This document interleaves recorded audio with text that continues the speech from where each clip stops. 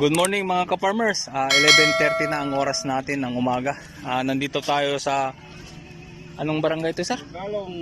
Magalong Mabini, Pangasinan. Oo.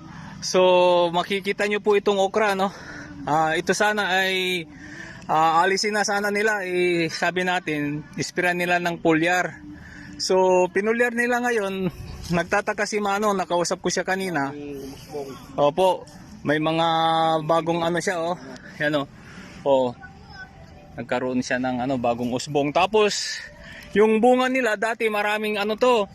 Yung anong tawag dito, kuya? Oh, yung bulutong. Kuminis na siya, oh. Kumikinis na siya. Oh, nag-straight. Dati maraming liko-liko yan. So yan, yung Foliar Growers Beat 1000 Plus, yan po yung ginamit nila dito. So ibig sabihin ito sana aalisin na nila. Mentakin nyo, ibig sabihin po kasi ang Growers Beat 1000 Plus all natural ito. Pag ginamit mo, mahaba ka pang makakaani. Kahit walang daon na yan, yan nakita ni Manong may mga umuusbong na, mga bagong na.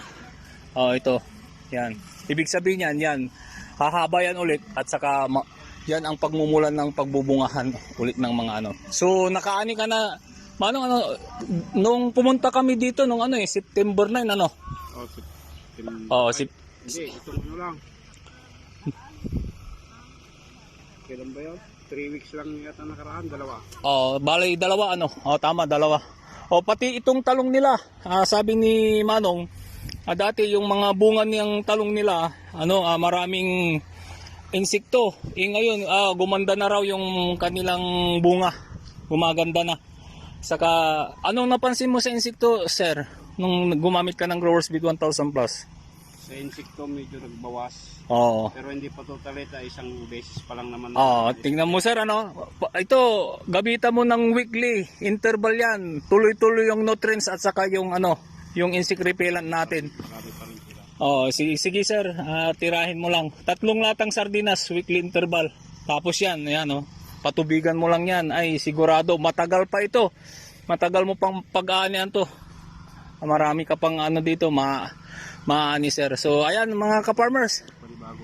Ayan tingnan nyo, sabi ni Manong, may mga bagong na, sibol ng dahon.